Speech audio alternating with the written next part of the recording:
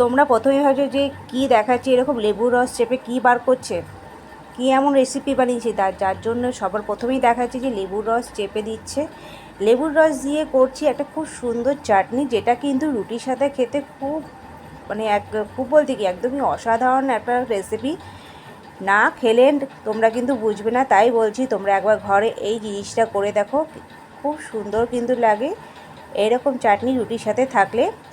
তো আজকের আমার রেসিপি হলো বাদামের চাটনি। তো তার জন্য কিন্তু এখানে আমি সবার প্রথমেই তোমাদেরকে দেখাচ্ছি বাদাম।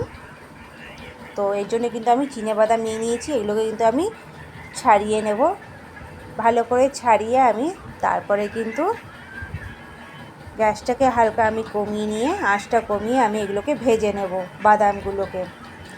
আমার নতুন পুরনো যত বন্ধু আছো তাদের কাছে আমার অনুরোধ যে বন্ধুরা তোমরা প্লিজ আমার পুরো ভিডিওটা দেখো, দেখে তোমরা লাইক শেয়ার আর কমেন্ট করো।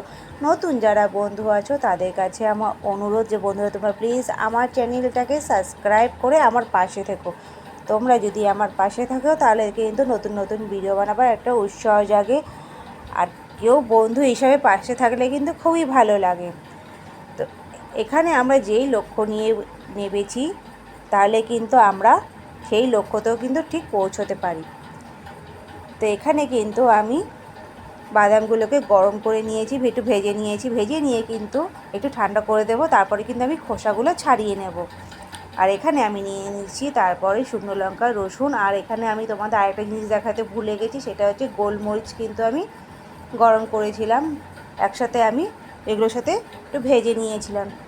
যে এই ভিডিওটা করতে আমার একটু ভুল হয়ে গেছে, তার জন্য তোমরা আমাকে ক্ষমা করে দিও।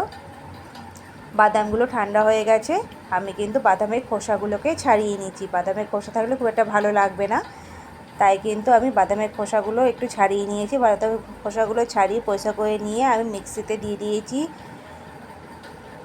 গোলমরিচ, বাদাম, ধনেপাতা, শুকনো লঙ্কা আর রসুন, আর সামান্য পরিমাণে একটু জল দিয়ে কিন্তু আমি মিক্সিং জারে কিন্তু মিক্স করে নিয়ে আমি গুঁড়ো করে নিয়েছি। এখানে কিন্তু আর একটু করতে লাগবে, তোমরা চাইলে কিন্তু এরকমও রাখতে পারো, তবে এর থেকে কিন্তু আরেকটু মিক্স হলে কিন্তু বেশি ভালো লাগে। আর এই চাটনি কিন্তু তোমরা স্টোর করে রাখতে পারো, স্টোর করে থাকলে কিন্তু এই চাটনি কিন্তু খারাপ হয় না। তারপরে কিন্তু আমি এখানে আরেকটু জল দিয়ে আমি আরেকটু এটাই ঠিক এইরকমভাবে কিন্তু আমি করে নিলাম।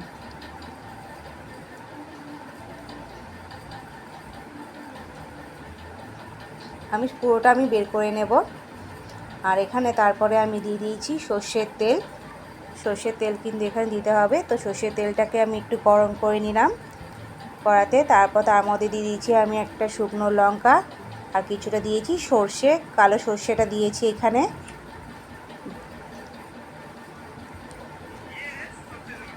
লঙ্কাটা যখন ভাজা হয়ে যাবে তারপরে কিন্তু সর্ষেটা দেব। আর একটু দিয়েছি আমি এখানে নুন,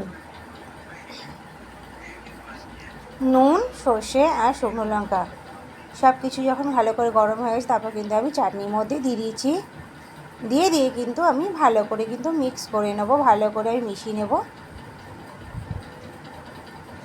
কাঁচা নুন দেওয়ার থেকে ঠিক এইভাবে কিন্তু নুনটা দিলে কিন্তু বেশি ভালো, তাই কিন্তু আমি তেলের মধ্যেই নুনটা দিয়েছিলাম। ভালো করে আমি মিশিয়ে নেব। ভালো করে মিশিয়ে নেওয়ার পর আমার কিন্তু এখানে তৈরি হয়ে গেছে বাদামের চাটনি। তো আজকের আমার এই রেসিপি তোমাদের কীরকম লাগলো তোমরা কিন্তু অবশ্যই কমেন্টে জানাবে। আর আমি এর মধ্যে দিয়ে দিয়েছি সামান্য পরিমাণে একটুখানি লেবুর রস, তোমরা চাইলে দিতে পারো, নাও দিতে পারো, তবে আমি এখানে কিন্তু একটুখানি লেবুর রস দিয়েছি যাতে একটু টকটক লাগে, খেতে যাতে একটু ভালো লাগে। তো যাই হোক, তো আমার এই রেসিপি তোমাদের কীরকম লাগলো তোমরা অবশ্যই আমাকে কমেন্ট বক্সে জানাও।